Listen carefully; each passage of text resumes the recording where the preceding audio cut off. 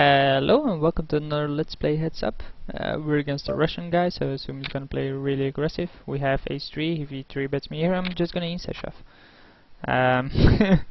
We totally miss, he'll lead out because hey, it's a Russian. His connection is 100%, so I assume he's multi-tabling or something. Now we have a straight draw. We have an ace, he actually has 3-4s. Okay, I just wanted the information there. I mean, it's still early enough, and it was cheap enough for me to just bet there and see what information he would give me there. Here he checks, I will see bet I do have an ace as an over, and he folds to it. So it seems that he's not that kind of aggressive player, or maybe he just plays differently, or we did hit our king here, so let's hope he bets. We'll call, we did hit the king.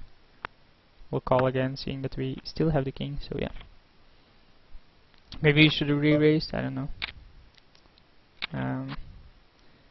We do have an ace, so only a 5 can continue here. It's a dangerous board. Maybe we should have slow played it. I don't know.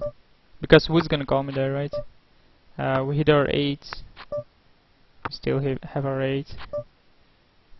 Let's bet 25. I assume our rate is good, seeing that he checked to me twice. And I'm surprised. Most Russians that you play against are really aggressive, and this guy seems to be really passive. Or at least at the early stage of the game here.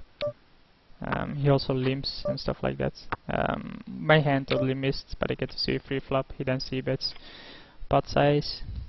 Yeah, not gonna play that. Suited king on the button, and he folded his hand. Pocket threes, obviously want to see a flop, even if he goes to 60. I assume this missed him, by the way. I assume that hit him. And I still think I'm good here. Yep. He probably had a strong ace, so that's why I called there on the flop, as I assumed that hand missed him. So we flop an open-ender. This board is like the most dangerous board you'll ever see. And he has king. Oh, he actually hit a 4, so. But I mean, that board is just shut down for everyone except you, a person willing to bluff on it. But I'm not one of those guys. He goes to 60 again, but we do have an ace here. We miss. If he c-bets here, I'll give it up. He picked up aggression here, and with aggression I just pinned his bet sizing, but then he folds stuff like that. So it's I can just assume he has decent hands when he does stuff like that. This is the third time he goes to 60. I think 60, as I explained in previous videos, is a bit too much. Because what are you looking to achieve with that, right? You always gotta ask, why would I do something like that? And like, why do I go to 40, right? It puts pressure on him. I get information about him. He can 3-bet it, but it's a minimum amount compared to the amount he does. I'm not too sure about that. And then his c-bets pretty high as well. So yeah, he c-bets here twice, so let's put it away.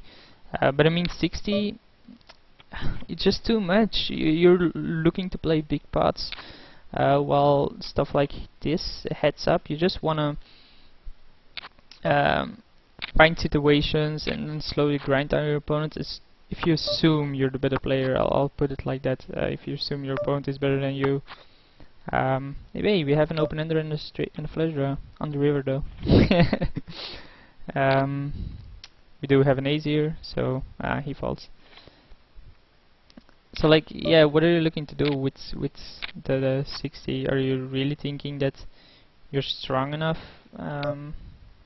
It's the very first time he donk bets, by the way, so I will give it up here.